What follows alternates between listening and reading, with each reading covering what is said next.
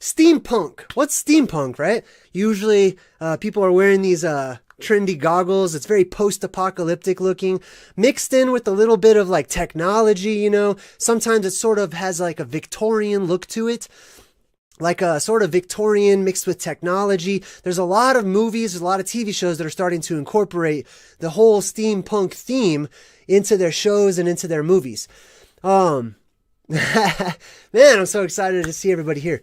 All right, so anyhow, that's steampunk, okay? It's sort of a genre, and it's sort of a niche, you know?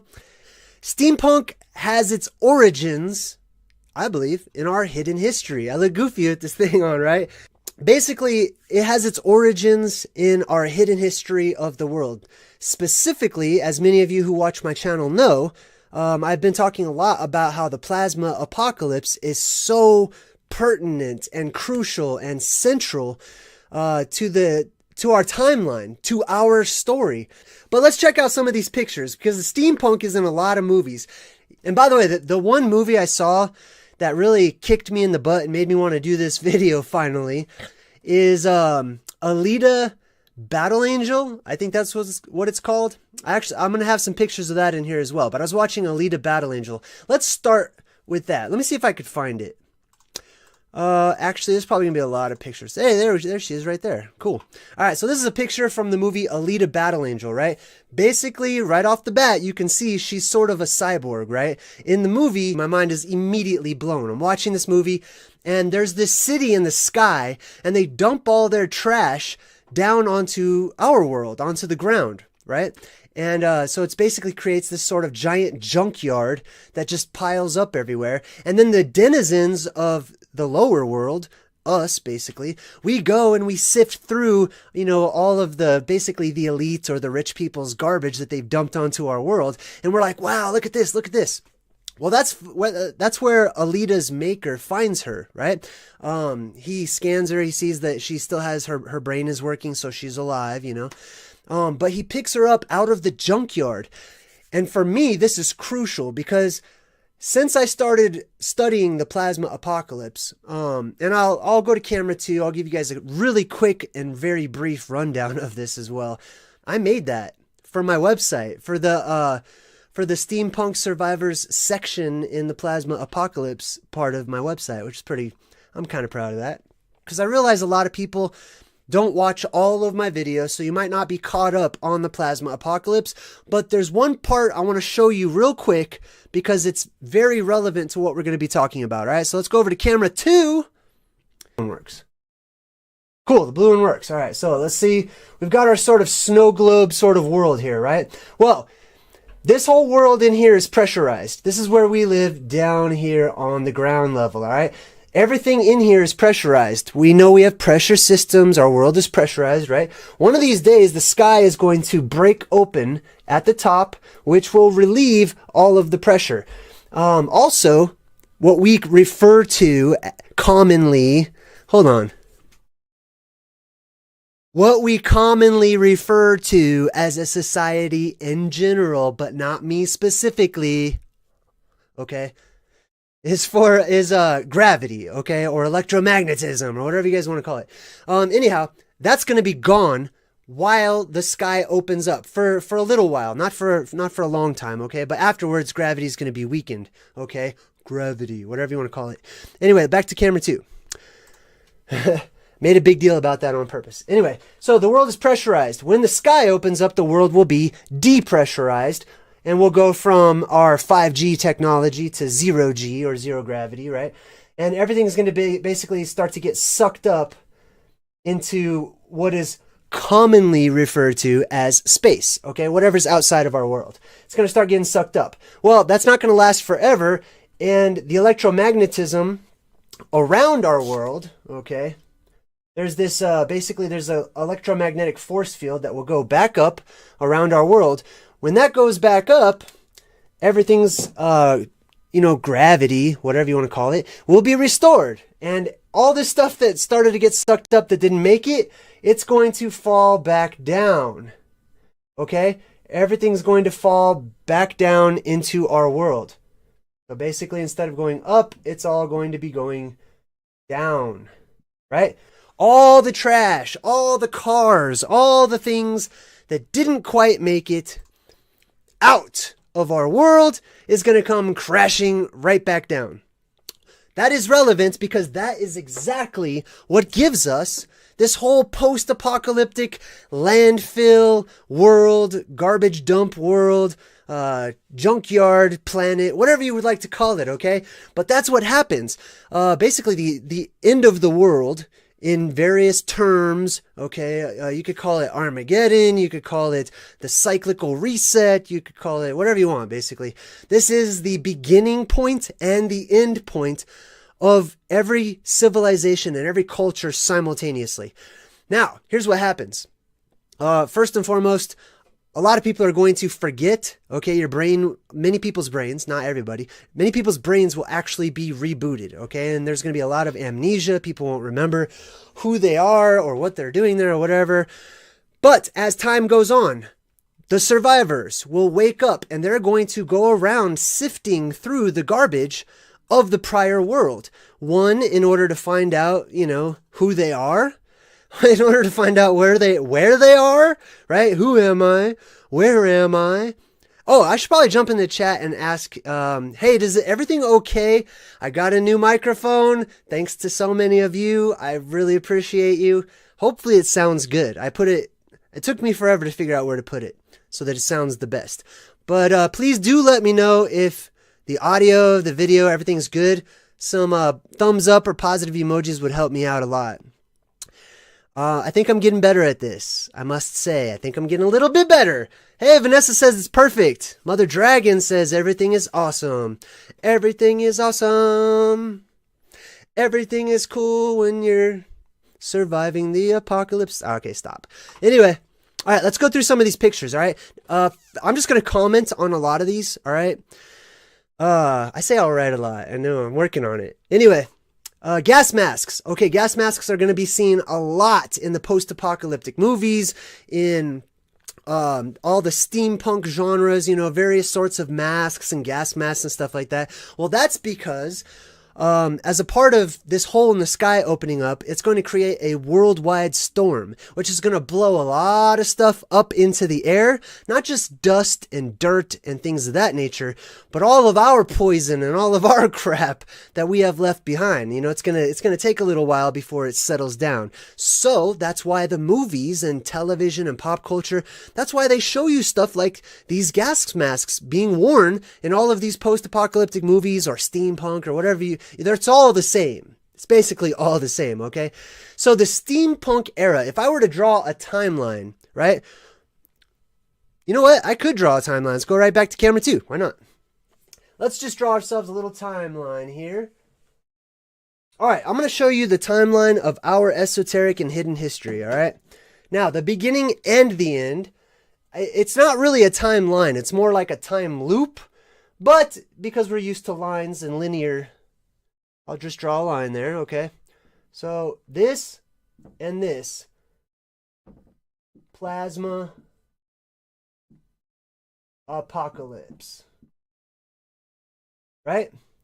Here and here. Okay, I'm not an artist, sorry. Anyway, that's the beginning and the end, okay? So some things on our timeline, especially, and this also applies to like every movie ever made, you could put them all on this timeline, all right? Let's go back to it. All right, so you've got the like amnesia, you know, you got right when it happens and then people wake up, they've got sort of amnesia, they start looking through all of the junk, they start rebuilding their civilizations. That's about where we are, approximately, in the timeline. Now over here would be like, oh, and there's also, in this area is like the Phantazoids. Okay, probably, maybe even this area right here. Phantazoids are an entirely different subject, so I'm the only one that talks about Phantazoids. I would say Google it, but you can't, because then it's just going to be my YouTube channel and my website pop up. But basically, they're the great beasts of old and the monsters, okay? And then other stuff happens along that timeline. You know, eventually things start to settle down. And then when you get towards the end of the timeline, right? When you get, okay, this part is what I call like the boring part. All right. Not that it's boring. It's just that there's not a lot of stuff happening that I'm really interested in. It's a lot of like relationships between mankind and stuff and fighting and wars and stuff. And then at the end back here, this is when you get more into like your sci-fi era. Okay? That's the sci-fi era. That's the time of the gods, okay? When the gods are at their peak. That is us, okay? So to speak, without being blasphemous or, you know what I mean? Just calm down. But anyhow, that's the sci-fi era. And immediately after the sci-fi era is when the world starts over, basically, right? And it can happen in different ways. It can be hurried up. It can be slowed down. It depends on how much time passes from one reset to the next reset. All right, so this guy's got the gas mask. That's why he has the gas mask on. Now, you're going to notice a lot of the junkyards in pop culture, in the movies and stuff. Why would you even have a junkyard in your movie? Like, okay, maybe occasionally, I guess, you know, but it's a junkyard. It's not like the most attractive, appealing thing. It's also not very mysterious, or it's just trash. And it's not just a junkyard. It's just trash references, all right? There's going to be a lot of these. Now, I do want to point something out in this particular picture. I think this is from something called Monster Trucks. I've never seen it, but, you know, I know what it's about. A lot of these movies, I already know what they're about. I could get like 2 seconds of I could look at the thumbnail. I'm like, okay, I know where it is on the timeline. Oh, I know exactly what it's about. You know what I mean? Oh, excuse me. Anyhow, you're going to see this nasty looking monster thing in this picture right here. Let me see if I can make this a little bigger. See that thing? That is a Phantazoid. I don't know if they know it, right? I don't know if the movie people know it, but that's a Phantazoid. Phantazoids, aka monsters or the great beasts of old or cryptids, you know, those aren't all exactly the same, but good enough, right? The Phantazoids are usually actually associated with the junkyards or with landfills or with garbage heaps or trash compactors or, you know what I mean? All these references, garbage trucks, all that stuff. There's sometimes, I'll say, monsters that like live inside of them for some odd reason. Well, if you go back to the timeline, you can see exactly why. Let's go back here. So this right here, this is the time. Right here is where the Phantazoids fall into our world, okay? They come into our world, or they come up from the ground, or both, right? And they live with us for a short period of time, right? They don't stay around forever. And those that do survive and procreate, their offspring get like smaller and smaller in order to fit this world, especially later on once gravity is restored to its full capacity. But anyhow, that's why. Okay, the Phantazoids, they fall in, the monsters or whatever you want to call them, they fall into this world right along with the trash, right along with all of the broken junk and the cars and the houses, or, you know what I mean? Like in the Wizard of Oz, like the house comes crashing down and kills the Wicked Witch or whatever. All this stuff is falling down. Let's check out some more pictures here. This is from Transformers. Okay, you got the mechanical T-Rex with the red eye, right? The red eye always represents the plasma apocalypse. It's specifically the one eye or the all-seeing eye, right? That's going to be the black hole sun, or that giant red eye that opens up in the sky, the evil eye that opens up in the sky and lets in the plasma and sucks everything up and then spits everything back down. That's almost always what that's associated with every time. But this is from Transformers. Transformers are a play on, well, this one right here is a play on I don't know, I would say maybe the kaiju or creature class of Phantazoids. But the other Transformers are basically a play on the gods or the giants, you know, the bipedal silica beings that come into our world. They're the bipedal Phantazoids. But this is a junkyard scene, right, in Transformers. And he's eating one of the cars. That's also another thing that they like. They'll show you these monsters that come down from the sky or whatever. They want to eat sometimes, okay? Not all the time, so don't quote me.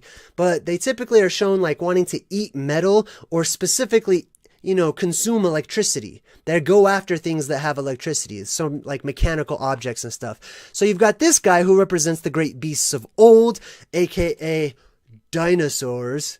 Okay, I like the concept of dinosaurs. I think that we're just a little bit off when it comes to dinosaurs. I believe that they were the Phantazoids. And I'm not sure if they looked exactly like that, but anyhow, so he's eating that car. Another thing you'll see, you don't really see the junkyard in this picture, but just trust me, he's in a junkyard right now.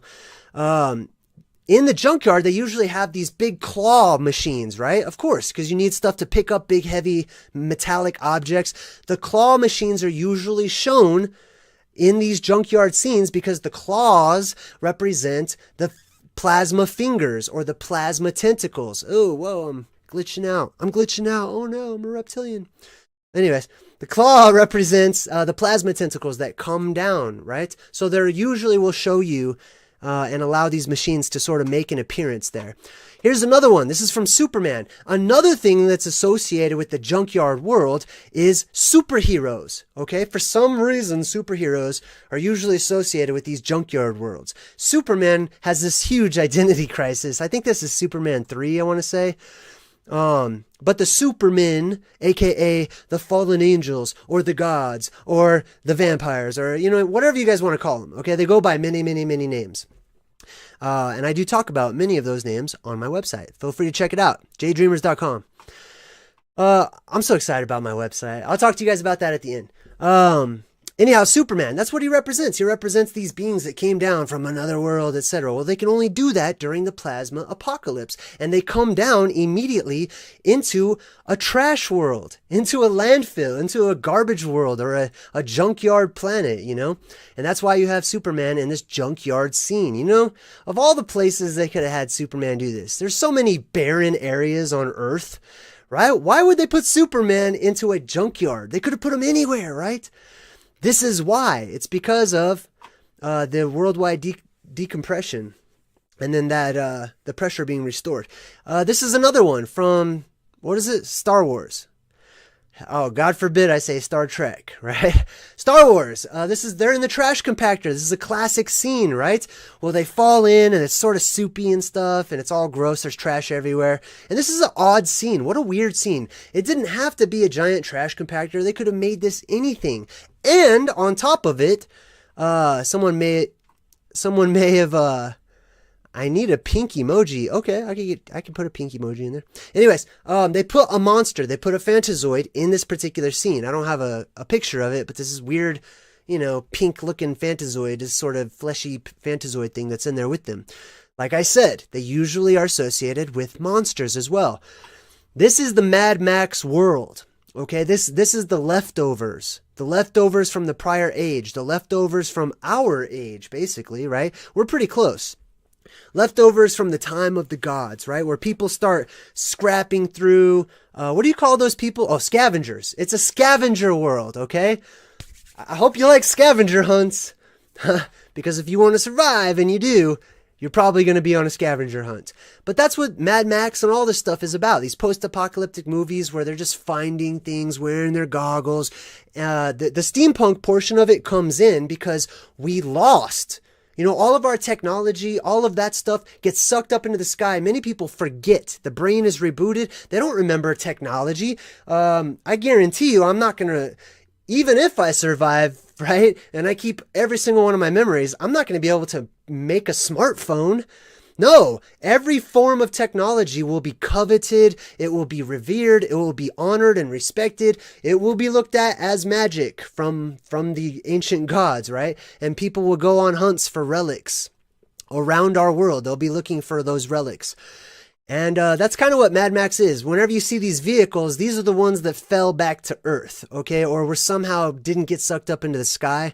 Maybe they were underground or maybe they were tied down, whatever,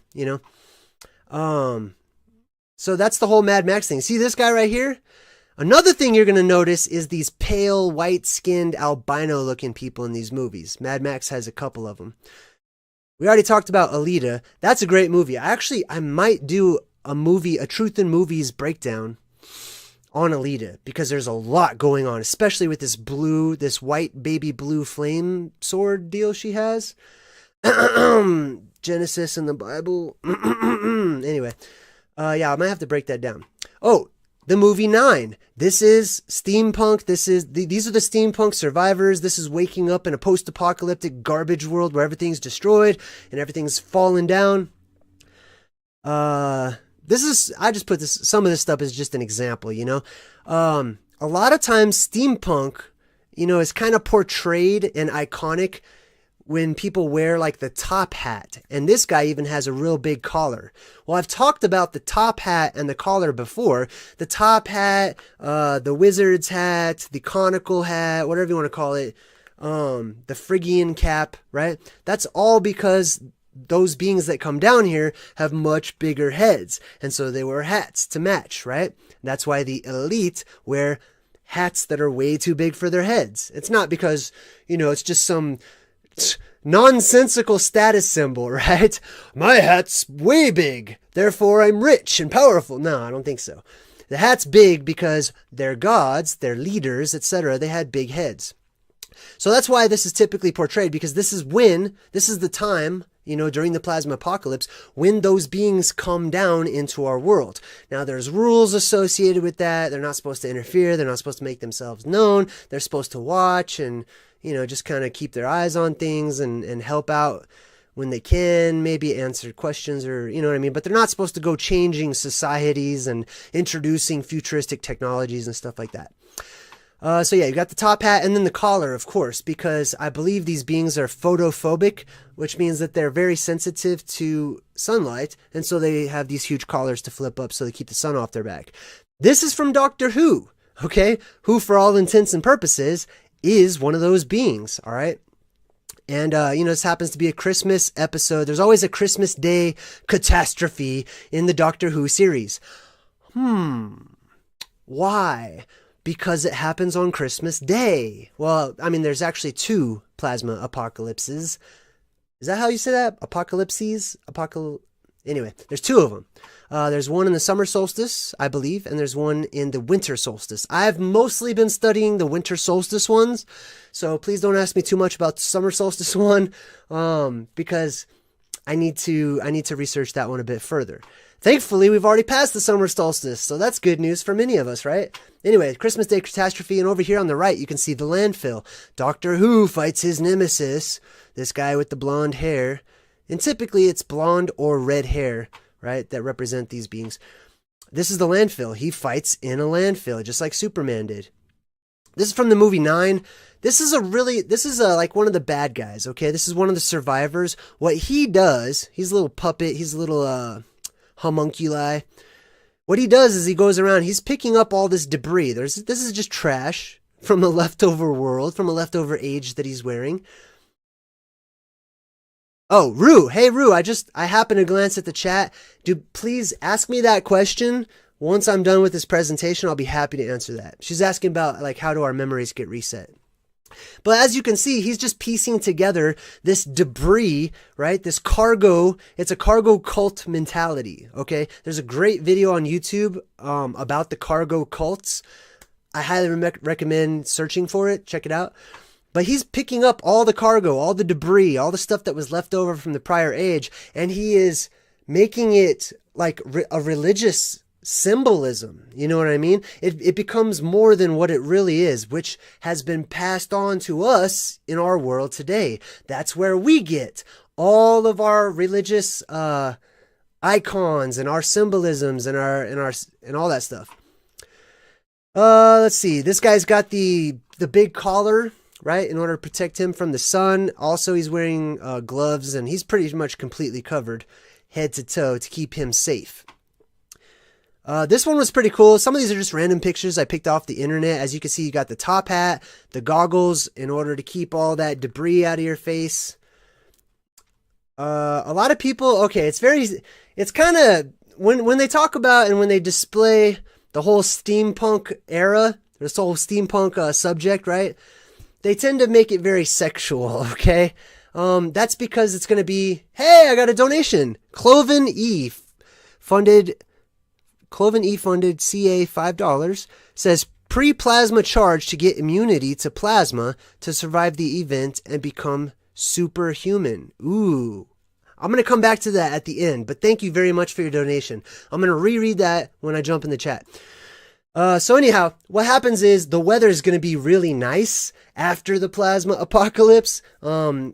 Our world is going to go back into more of a garden place, a garden paradise, if you will. And the weather's going to be really great. There's not going to be much of a need to wear, big long sleeve clothes or anything like that. People are going to pretty much be half naked. So that's why it's portrayed like that. Not in order to like sexualize it. Of course, some people are going to be drawn to that because of the era that we live in now. Okay, but in the time to come, that's not going to be seen as sexual. It's going to be seen as normal, right? And necessary, because if you put on all these extra stuff, you're going to be super hot. Not only that, but there's also this to consider. There's not going to be a lot of extra clothing just lying around because it all got sucked up into, the beyond or whatnot. I put a few shots of Superman in here because I like this particular scene. But that's the junkyard scene once again. He's pissed off. You know what's really interesting? The guy that played the original Superman on like the television show, Yvonne. Hey, thanks, Yvonne. Yvonne Gale pledged $10 on Patreon. That's awesome. Hey, I'm totally jumping in the chat. I'm going to say thank you to everybody and read all your stuff. The original Superman on the black and white TV show, his last name was Reeves. Or Reeve. Either way, right? Well, this guy's last name is Reeves as well. There's a Superman type person named Keanu, or Neo, right? Keanu Reeves. Interestingly enough, they're not related, right? But I believe they pick all those names specifically for a reason. You're going to see a lot of these like leftover robots and stuff. Excuse me. Now, the robots in general are not really made, but they're left over, okay? This is technology that fell back down or stayed here, and our world is inundated with plasma, aka electricity. And like I've talked about on my zombie apocalypse video, where I talk about like Toy Story being a true story and the zombie apocalypse being something that you can look forward to, as well as Pet Sematary and all that stuff. These machines are going to come alive. They're going to have lives of their own. They're not going to need batteries or power sources because there's going to be power everywhere, okay? Which we can talk about at the end of the video as well if you have any questions about. But yeah, these machines are all going to pretty much come alive. Any of the robots that we've made, any of our machines, any of our cars, like the movie, like what is it, Pixar, right? Like the Pixar movie that we all think is just amusement, right? No, it's not. It's full of esoteric truths. I thought this was really interesting. This is from the movie The Mask, right? The Mask, when Jim Carrey puts on this mask, he basically becomes one of the gods, okay? And he goes to a park called Landfill Park. Interesting, right? The Iron Giant. Wow. Also very much a huge junkyard scene. There's all these junkyard scenes, right? The Iron Giant comes in and he wants to eat, all of the mechanical things and the electronic things in the junkyard. And he represents as well the giants or the titans who will be in our world. Thor.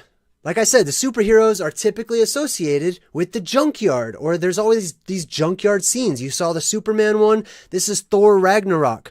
Ragnarok means end of the world.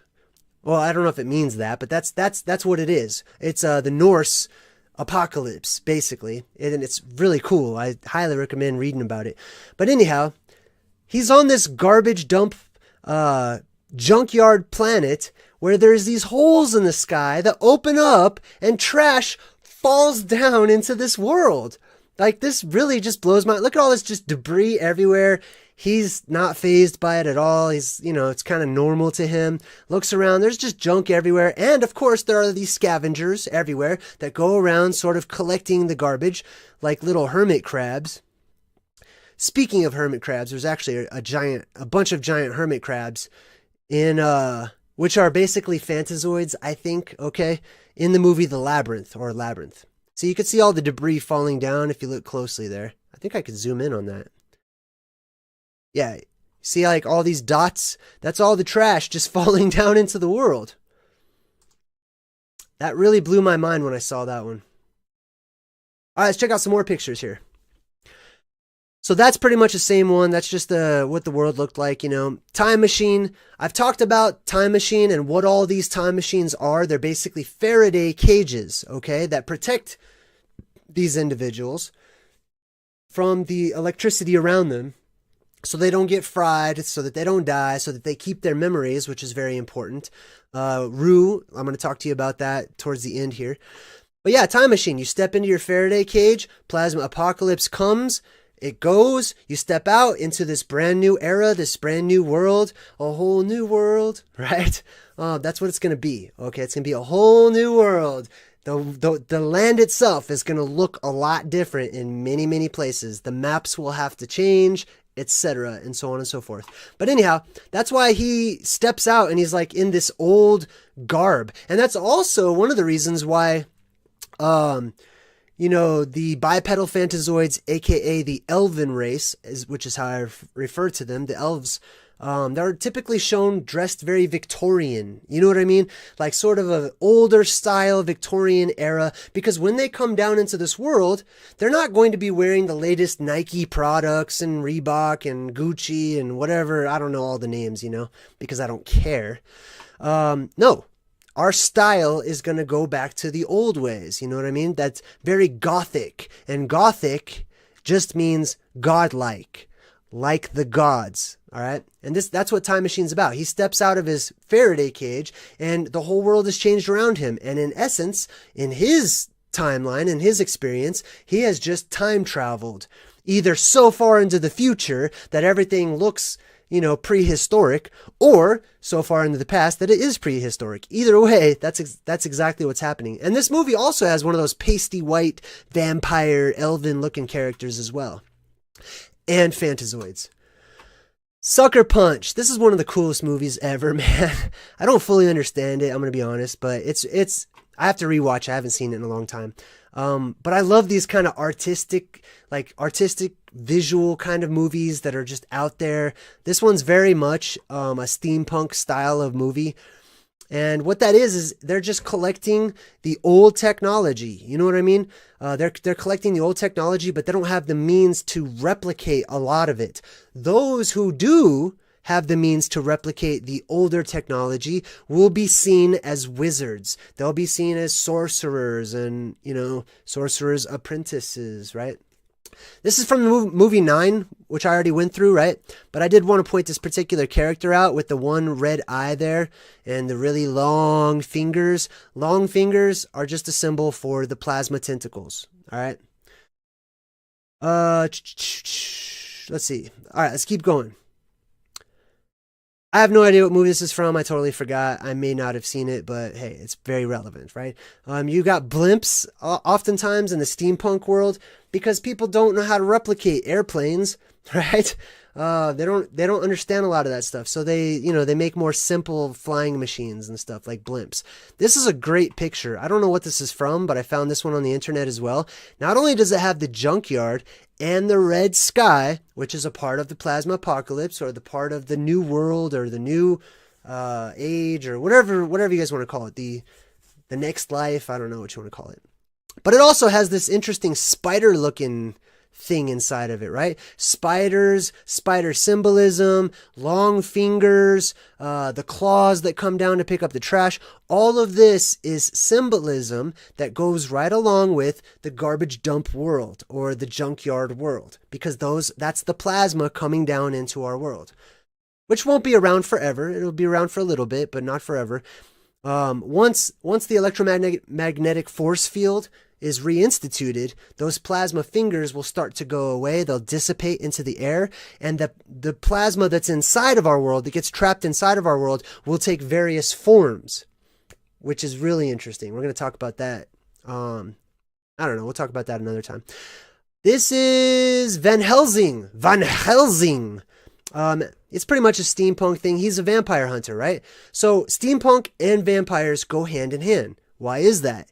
Because the vampires are the elven race. They are those very ivory-skinned bipedal phantazoids that are out there from quote-unquote space, which is white, which I did a whole video about, okay? I'm pretty sure space is not black. I'm pretty sure space is the exact opposite. It's very colorful, opalescent, pearlescent, kind of a shiny, shimmery white color. But that's a whole different story. But check out my other video on Space is White if you want to. But anyhow, that's why he's hunting vampires. He's hunting the gods. He's hunting the bad fallen angels that came down and, you know, like they're trying to take over the world or whatever. They are the strangers. They are the ones that don't belong here. They're the new ones. And maybe even hunting the phantazoids as well.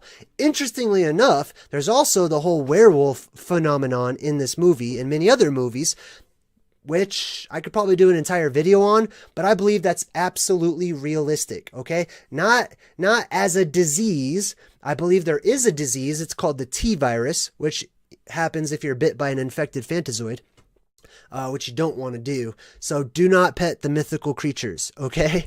Leave them alone until you get better acquainted. But yeah, werewolves. I have this inkling. I don't have a lot to go off of. It's mostly, I know a lot of the stuff that I talk about sounds like, you know, it's very out there, right?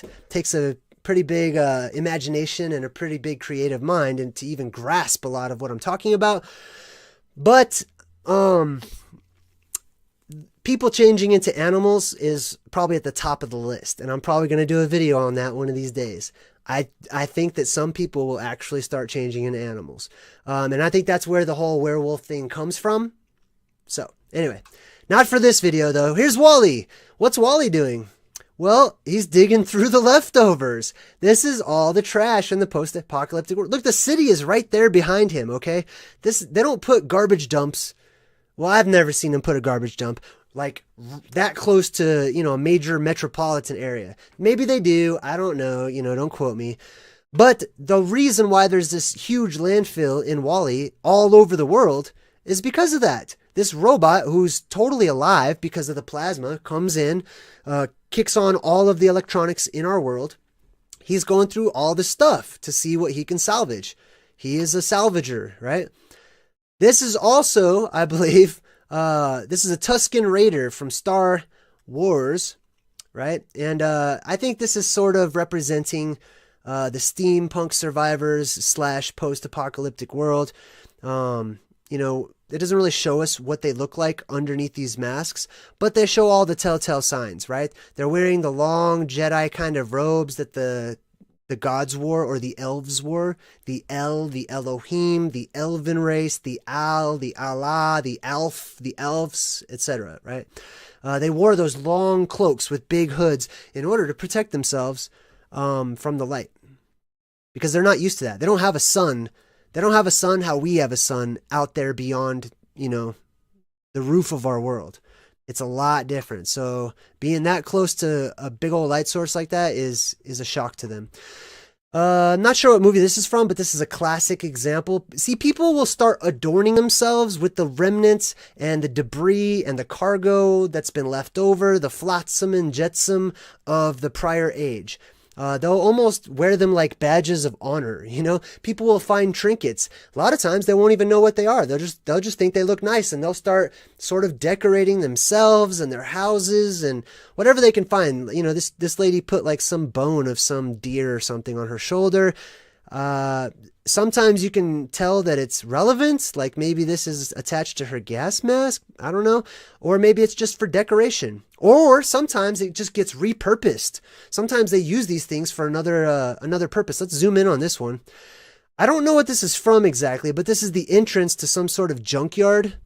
I found this image on Google, and I thought it was really interesting. So here's the junkyard. Then they have this sort of giant spider mechanical thing, which for me is a phantazoid. That's what that represents. Very symbolic. Like I said, there's always the great monsters of old, typically, I shouldn't say always, typically associated with these junkyards, these landfills, etc. There's some kind of monster usually in there.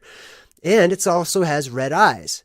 And it also has these blinding whitish yellow eyes. This is our sun now. This is the red sky then, afterwards, right? But yeah, it also represents, you know, the spider, grandmother spider in the Native American myths and legends.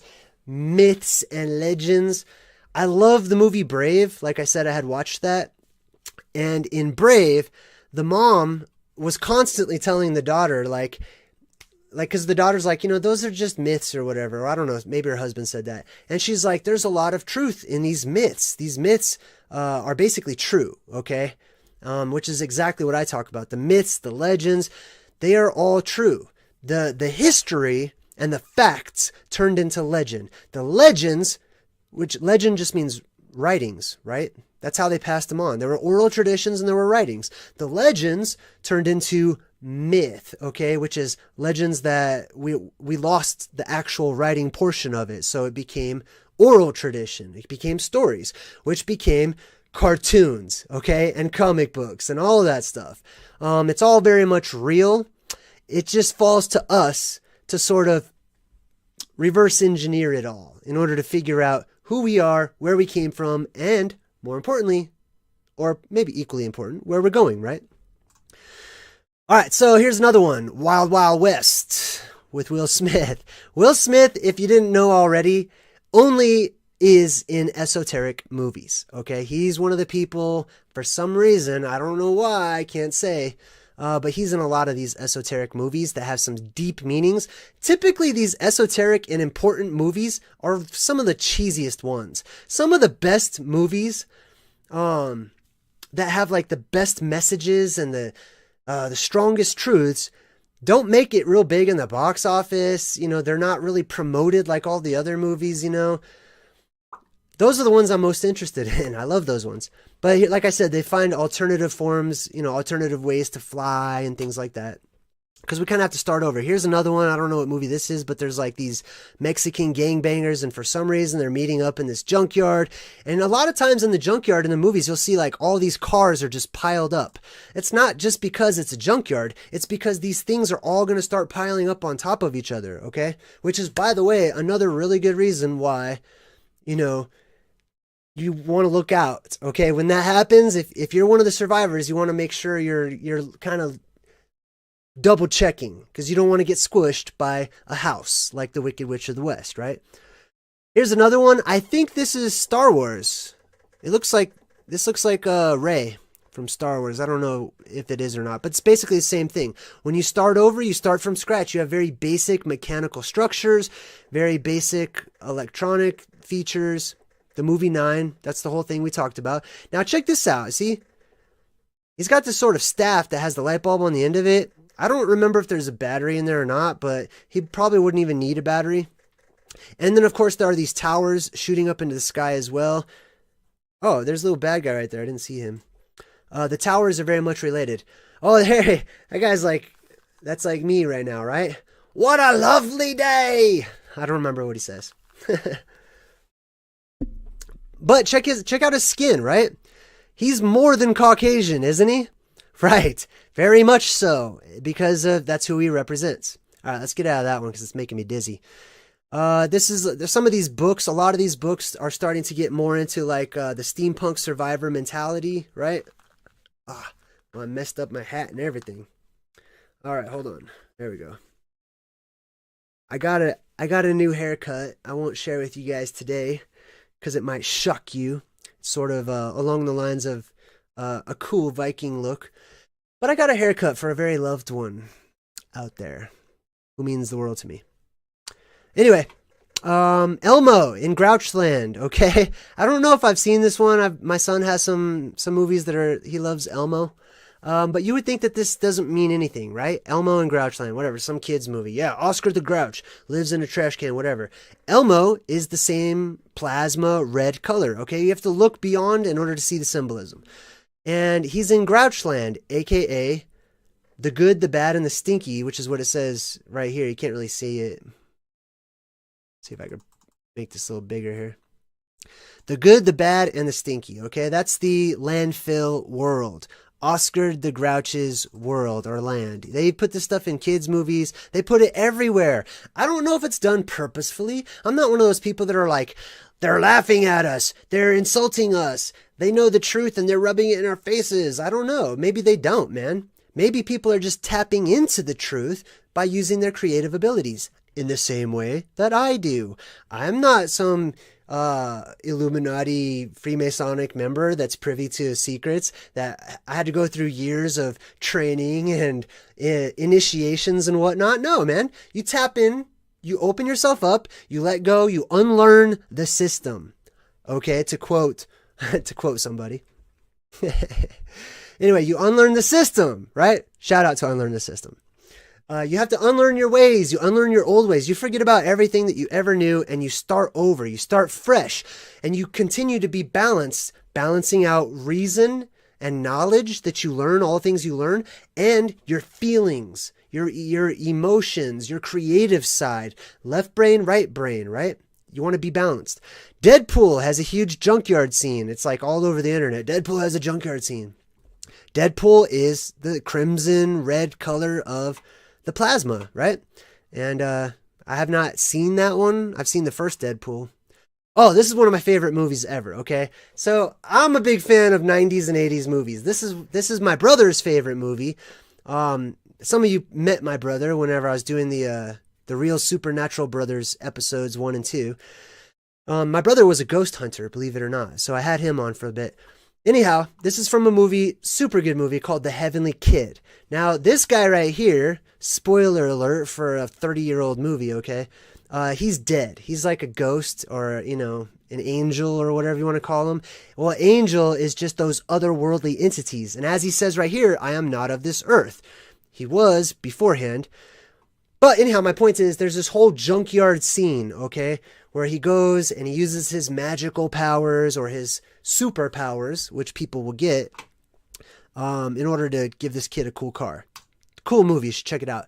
This is from the newest Toy Story installment. This is basically, I believe, I haven't seen it, but if I understand correctly, this is like a huge sort of like trash inferno or something, some sort of garbage inferno or trash compactor type deal.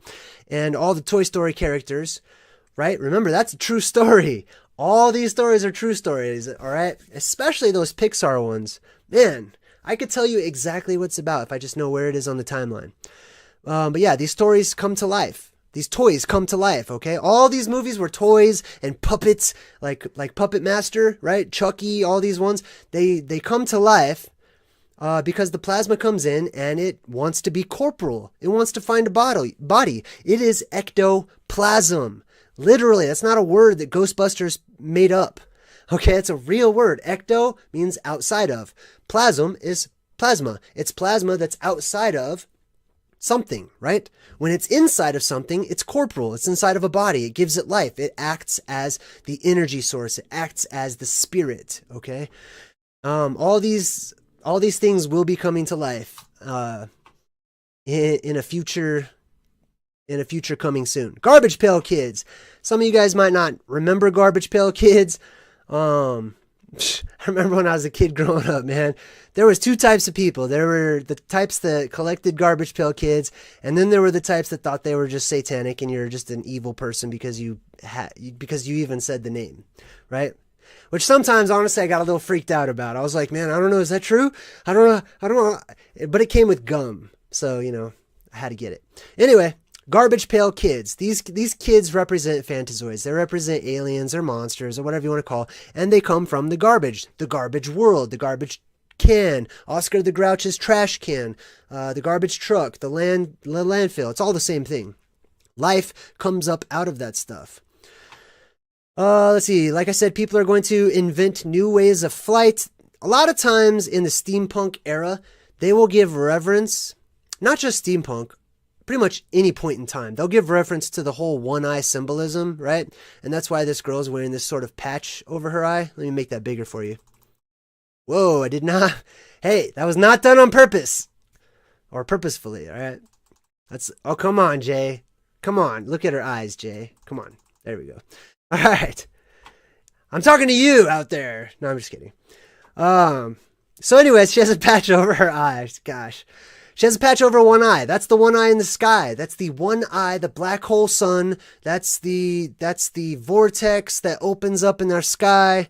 That's all of that. And that's why they give reverence. That's why all these characters, almost always, there's always going to be one that's missing an eye, okay? There's not that many one-eyed people in the world. I don't even know if I've ever seen one in real life, okay? Maybe I have, possibly, but there's not that many, okay? It's not a very popular thing to go around missing one of your eyeballs, okay? And I'm not making fun of anybody that does have that, okay? Because, you know, I'm sorry, and I wish you had both your eyes, but gosh, I'm rambling. I'm sorry. My point is, the reason why there's always the one-eyed character in the movies is to give homage to this event, to the eye in the sky opening up, or the wheel in the sky that keeps on turning, etc., right? Journey. Yeah, there's always a character that has one eye. There's always a really pasty white-skinned character. There's always a blonde character and a redhead character. Okay, remember that one. All right, let's check out some other stuff here. Van Helsing, once again, like I said, werewolf, right? Let's zoom in on that. Boom. Yeah, it's not as bad when there's like a fully dressed guy, right? It's like, okay. We got the werewolves and the Batman. Oh, Frankenstein too. I totally forgot about Frankenstein. But he's pieced together by all these leftover parts and dead bodies. He's basically a zombie, okay? Zombies are real. Okay, that's not me wishing it to be so. That is an established fact from thousands of years of record keeping in various forms, all right? We've just forgotten about it. We've made it all... I've seen, when I'm out driving, okay, running my errands and whatnot, sometimes I'll see some of you guys that have like zombie apocalypse response team sticker on your car, right? And I'm like, okay, I'm going to hold that person accountable, man, when the time comes. You better be responding. You better be helping out when the zombies actually do come, instead of freaking out and screaming like the kid on Stranger Things. Because I think a lot of these people do it sort of because it's trendy, not knowing that it's very real. Very real. The Book of Eli. This is also one of those post-apocalyptic sort of steampunkish style movies. He's got the goggles and everything. He's blind. Now, I read the entire script for this movie because I was trying to find what ended the world in this movie, and they don't really make reference to it, which only piqued my curiosity. Okay, so the only thing I could find is this guy, Eli, played by Denzel. He basically talks about like, oh, he meets another blind chick, right? Oh, that's another thing you're going to see in the movies. A lot of times there's a blind character or a deaf character, okay?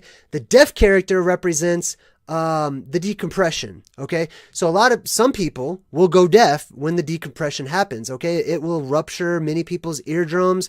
You'll bleed from the nose. Some people will bleed from the ears. That's why that's why in Stranger Things, the girl always gets a nosebleed or whatever. That's what that represents. The nosebleed is a precursor to getting superhuman powers or psychic abilities, which is what happens when the plasma fills our world. Hey, Jenny's in the chat. Hi, Jenny. I don't know if she's home right now. Anyway, so yeah, there's Denzel, and, I forgot what I was saying about that. But anyways, here's another one. A lot of this sort of thrown together technology, thrown together mechanical things, potions. A lot of this stuff's going to go back to the old ways. The old ways are returning, okay? I don't know if you know that, but we live in a cyclical timeline. Remember the timeline that I drew? Let me go back to camera 2. Camera 2. Man, I wish my green... Let me see if I have another green marker, because the green is way better. Can't believe this one dried out. There we go. There we go. It's a shilling to tie the boat to the dock. All right, let's see here. What was I doing? I was going to draw something. What was I going to draw? Let me go back to live scene. I forgot. Okay, I'm sorry. This is live, okay? I don't have a script. I don't write it all down, and sometimes I forget things because I have a lot of stuff racing around in my head. But I'll go back to camera 2 in a minute when I remember. Somebody in the chat could probably remind me. Hey, Mother Dragon says the majority of Tim Burton's movies are steampunkish. I totally agree. Tim Burton is on point, and a lot of times he'll hire Johnny Depp, who also is an interesting character, an interesting fellow, so to speak. But yeah, Our technology is going to revert. The old ways are going to come back. See, I knew if I started talking about what I was talking about, I'd remember what I was going to draw. All right, let's go back to camera 2 before I lose it again. All right, so instead of drawing a timeline like this, right, with the beginning, that's the plasma event. That's the hole in the sky. And here's the plasma event again, right? See, isn't the green 10 billion times better? Instead of drawing it like that, we actually want to draw it like a circle. So check this out.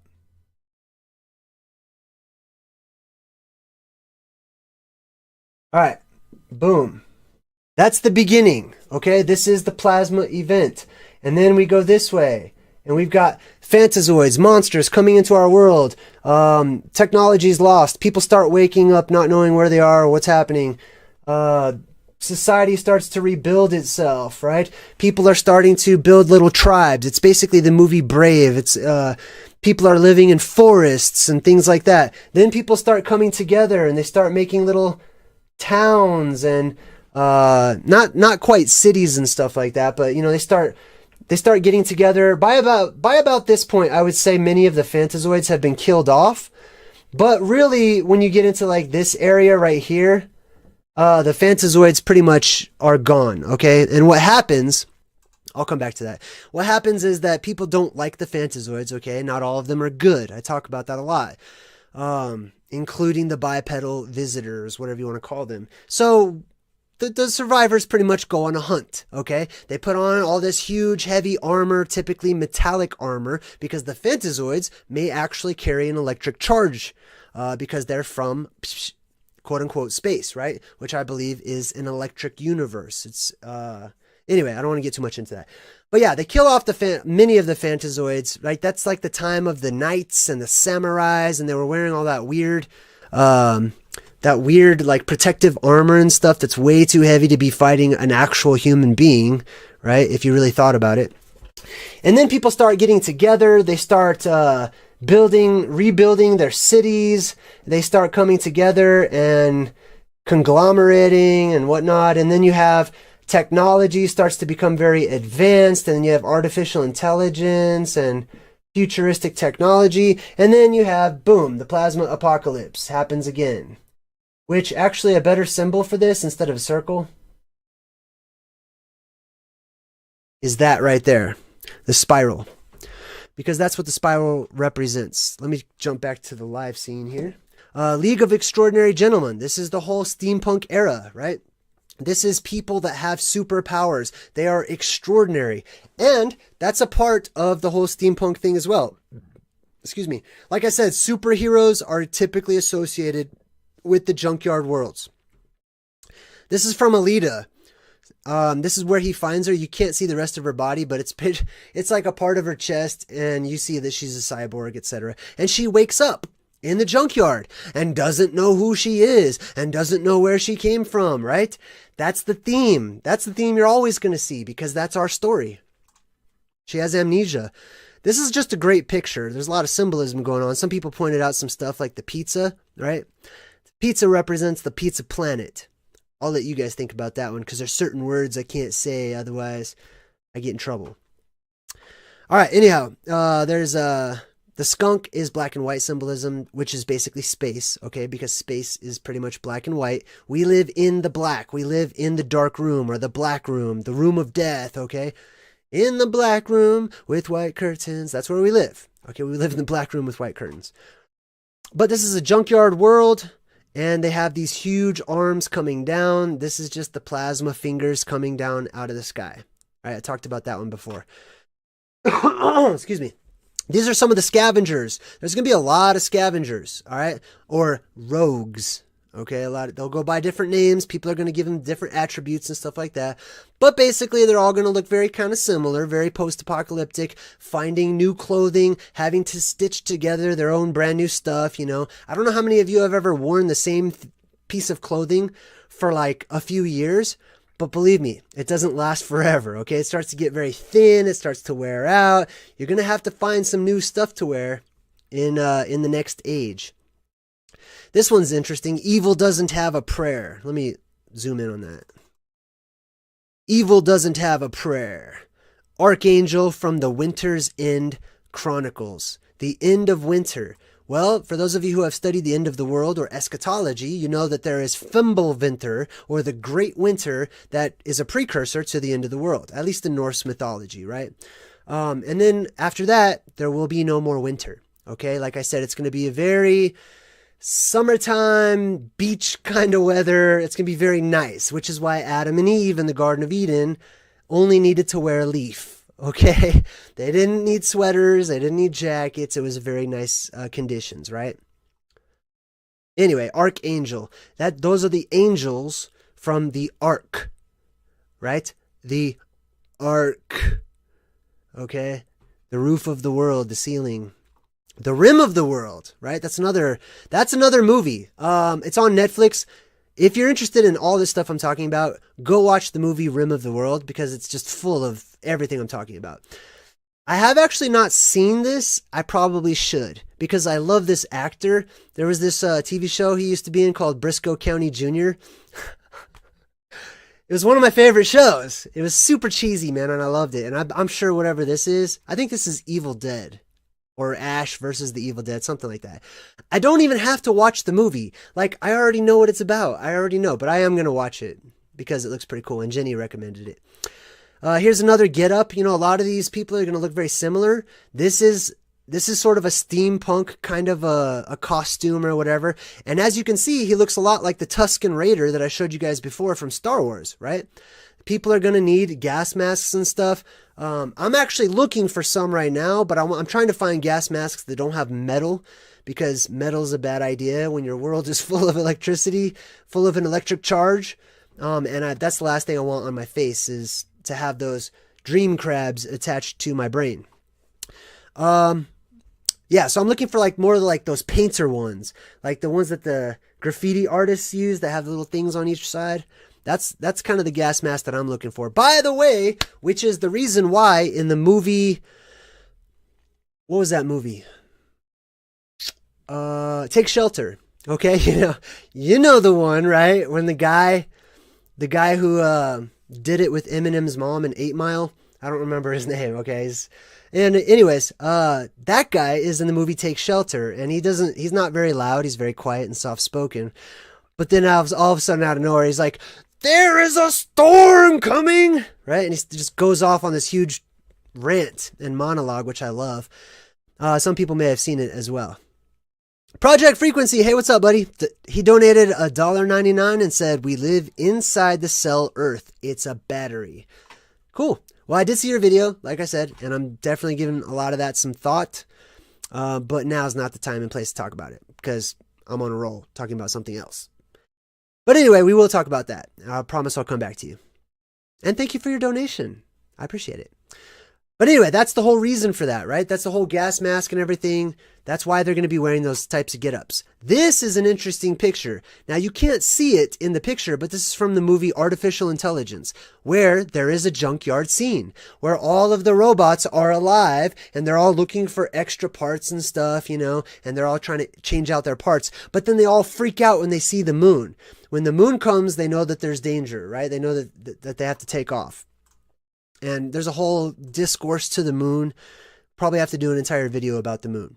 This one's from the remake of Mad Max, I believe. But this is the same type of thing. You'll notice the sky is typically this orange, rusty red kind of a color, right? That's because the sky changes colors after and during the plasma apocalypse. It changes from a blue sky, like we have right now, to a red sky. Let me just take a time out, because I responded to Project Frequency, and I didn't want it to come across as rude, because you guys don't know that him and I have actually talked. He did a video for me to watch. So let me take a step back, and genuinely, I appreciate your donation. Thank you very much. And I've been really busy lately, especially with my website, but I promise I've actually watched your video like 3 times, and I'm going to go over it some more. I don't want to get into that zone where I'm debating with people anymore. You know what I mean? Everybody's got different worldviews. Everybody's got different perspectives. I'm not trying to argue about any of it, and I'm not saying you are either. I know you're really excited to try to get my attention so that I can share your information with everybody else, but lots of other people are doing that too. So I didn't want to sound like, you know, I was ungrateful or anything. So if I did, I apologize sincerely, but I will look into it. I promise you. All right, moving forward. Moving forward. I can't believe I just said that. Anyways, this is Blade Runner 2049. This whole area is a junkyard. This whole area is basically a giant landfill. And that's a huge part of Blade Runner, as well as I don't know if you could see in the background here. Let me make it a little bigger. All right, here's the junkyard right here. And here's all these little scavengers and stuff. There's always a scavenger. There's always the hermit crabs, right? And then in this one, you can't really see it, but there's fog in the way. And fire, of course. There's going to be a lot of fire in the post-apocalyptic world to begin with, but then it's going to go away. But fog is also absolutely associated because when the world depressurizes, the air itself expands and turns into fog or mist, like the movie The Mist, right? With all those phantazoids inside of it. Also, the moment I see fog in a movie, especially if there are any other elements like a red sky or red lights or anything, I'm looking for a phantazoid. I'm looking for those cryptids, those monsters, whatever you want to call them. But yeah, there's the fog in the background too. And that's Blade Runner 2049, right? When technology gets super far advanced on that cyclical wheel, right? This is one you may not have expected, okay? Let me see if anybody in the chat can get this movie. I want to see if somebody in the chat can tell me what movie this is from. Because if you do, you definitely get a little shout out. Okay, so let's see who got it. Let's see here. Who got the movie? I want to see. The Brave Little Toaster. Yay! Positive emojis. You get, I don't know how many stars I put up there, but you get 4 stars. The main character in, what is this movie called? Wild Wild West. I wanted to say Westworld. Same thing. It's all the same. It's all the same story. It's all the never-ending story, basically. The main character builds this giant mechanical spider, okay? The spider, especially large spiders, those are always symbolic of the plasma hands that come down into our world. Or grandmother spider, or mother spider, or, you know, various forms of the spider creator type being, okay? Spider gods, spider superheroes, etc., right? Okay, now, you might not know who this is, all right? But this guy's name is Casey Jones. And what he's doing right now is he's grabbing the lever to a garbage truck where Shredder is inside of. You guys, some people don't even know what I'm talking about. Okay, this is from like the 80s. This is the Teenage Mutant Ninja Turtle movie. The Teenage Mutant Ninja Turtles represent, I don't know, I'm just kind of guessing, but they're probably phantazoids or otherworldly type beings, or just mutants, people who have mutated or gained certain powers or whatever. Like I said, some people might actually turn into animals. But he's going to kill Shredder, the bad guy, with the garbage truck, which represents the garbage world. I don't know what movie this is from, but this headset actually reminds me of Back to the Future, when Marty McFly goes back in time to visit Doc, and Doc's got that big crazy contraption on his head. He's like, don't say anything. And he like pulls him in, and he's like, let me guess. And he's trying to guess who he is and stuff. He's trying to read his mind. Well, guess what? There are mind-reading machines on the way. Let me look directly into the camera as I say this. There are actually, they're already here. Okay, so I shouldn't say that. But they're going to be sold to you, like Facebook, like all this other stuff. They're trying to put implants into your brain. What was it called? Rue knows what it was called. Neuralink, right? Yes, I remember. And I'll probably do a video about Neuralink. Thank you to Rue. She's one of the members in the chat. One of the Good Vibe Tribe. That's the one that's stuck. You guys are the Good Vibe Tribe. Anyhow, they have this thing. Elon Musk, or Elon, right? He means Elon, or Elon means of the gods. That's what that means. And he's creating this technology, this microchip, to put it into your brain exactly like in the Matrix, okay? And they're going to hook your brain up to applications and all this thing. This is like Neuralink. They're going to hook up your brain, and that tells you where we are on the timeline, right? Camera 2. Thank you, camera 2. So this tells us where we are on the timeline. This is the plasma event, right up here. This is the beginning. This is where everything's very tribal. People are living in the forests and stuff, etc. We go all the way around. And this up here is artificial intelligence, and your brain is hooked up to computers and stuff like that. All right. And that tells you, I mean, what's next? What's after that? The plasma apocalypse. It's right around the corner. The trumpets of God are being blown. You can hear the T-Rex like coming from the sky, or Godzilla's roar, whatever. People hear different things, and I talk about this on my website, but that's what that is. Those strange sky sounds, that's a warning. That's letting you know, and I talk about that on my website, what it is and stuff, and I've done videos about it. It's letting you know the sky's going to open up. And we're getting close. We're right about in that time. This is another one. We'll just skip that one. Oh, Freddy. You got to have Freddy in there, right? First of all, Freddy is full of plasma apocalypse symbolism. One, he's burnt to a crisp, okay? Lots of people are going to be burnt to a crisp. Don't be afraid, okay? That's not my whole point. Okay, it doesn't mean you're going to be burnt to a crisp, okay? So when I talk about the bad aspects, when I talk about the scary stuff, don't be scared, okay? Be informed, be ready, be excited, and if anything, change your vibes, you know? Practice having good vibes. Change who you are now, man. Now is the time to change so that you go into the next world. You bring what you would like to bring. The way that you want to see the world now is what you want to bring into the next world. So all of you who are surviving, you want all the good people to survive. Anyways, talk about that in a bit. Freddy, he's got the stripes, the red striped sweater, right? The stripes symbolize the plasma fingers, or those giant stripes that are coming. I can't talk. They're going to come down from the sky. That's the plasma. Let me grab my plasma ball. I have it. It's all decorated over here because I redid my little office area, but I've got my plasma ball, aka my crystal ball, right here. And I know some people out there going nuts, like, he's got a crystal ball too, right? Yeah, of course I do. Anyway, this is the crystal ball. This is the plasma ball. These are Freddy Krueger's fingers. These are the spider goddess. This is, whatever, the elongated finger symbolism, etc. That's what this is right here. That's why Freddy Krueger's stripes are red. You know, it's not always red. Sometimes they're different colors.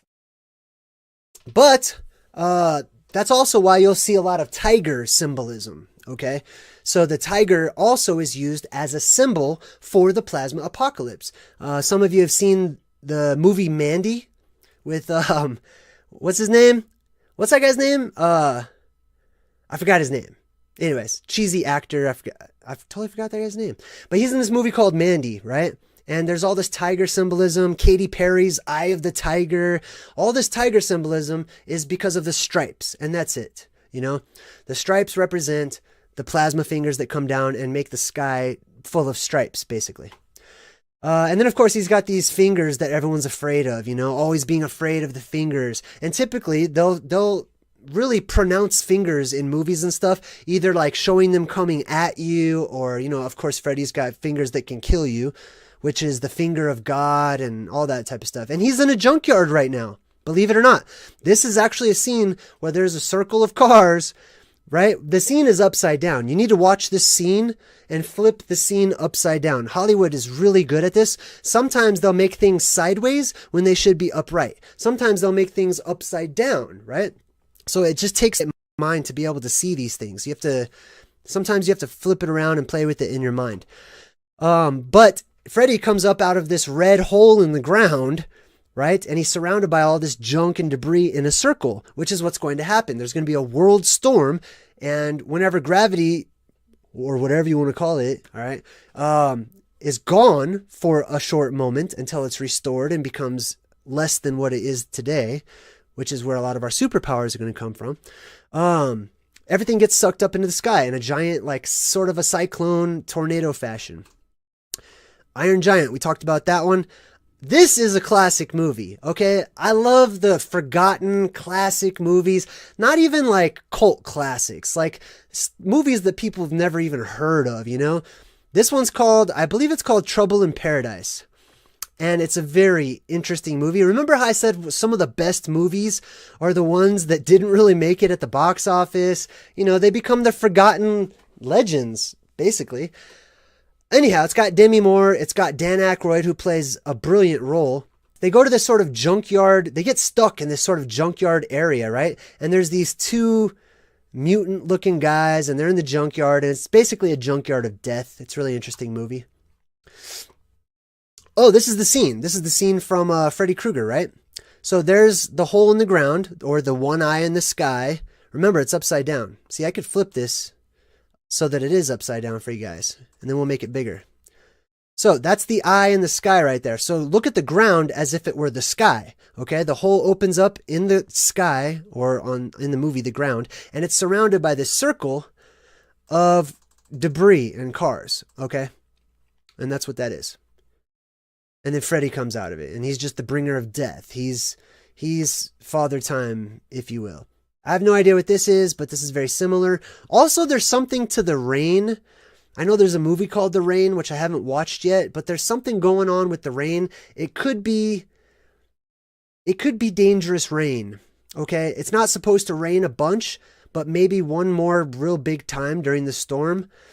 And if there is rain, okay, because I still need to look into this topic, stay away from it, okay? Stay out of the rain, because it very well could be acid rain, quite literally.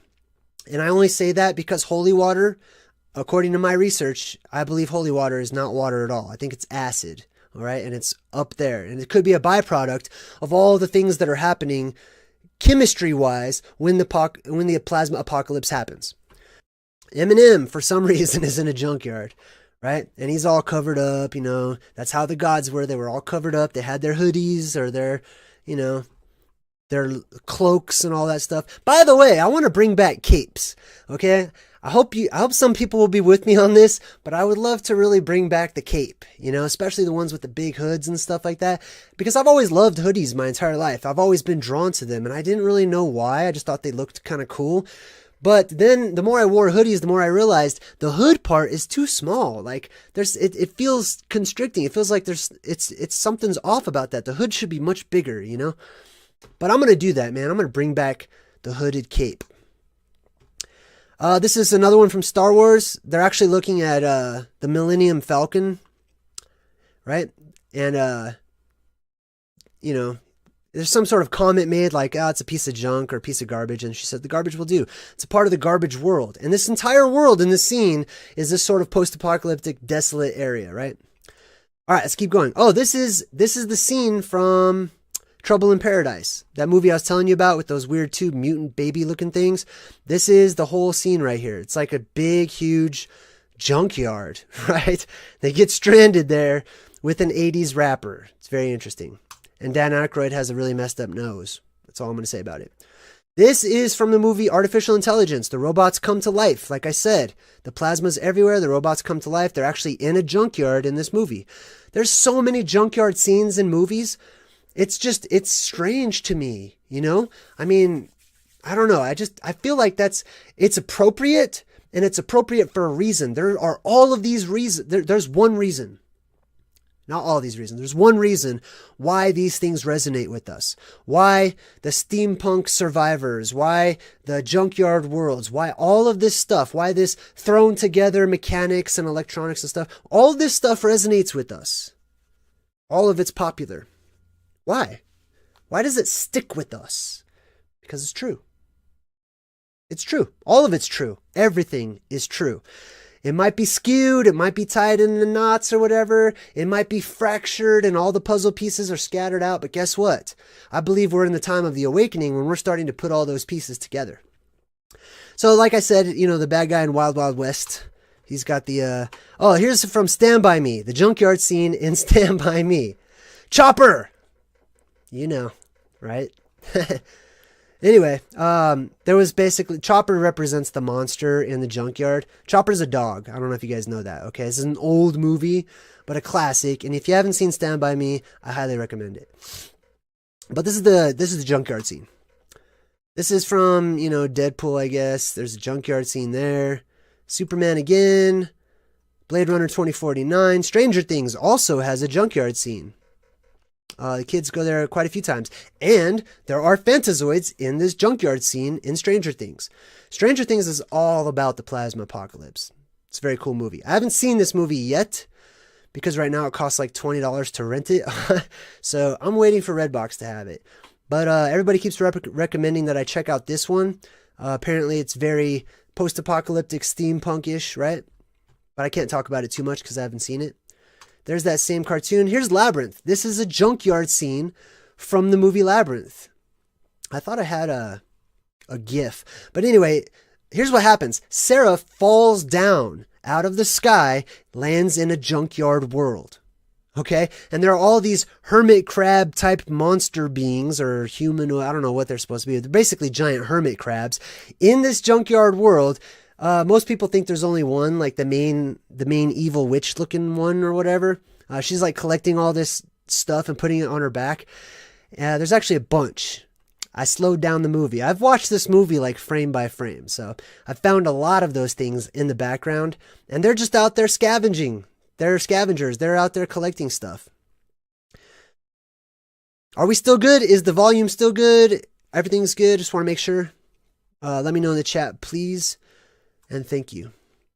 All right, so yeah, Iron Giant. This is the typical getup right here, okay? You got the top hat, the flipped out collar. The popped collar is not from rappers, okay? The popped collar thing that's from a time long forgotten. That's from the vampires or the elven race, okay? They're the ones that came up with the really big collars, or the Vulcans, right? Whatever you want to call them. They're all the same race. They're all the same species, basically.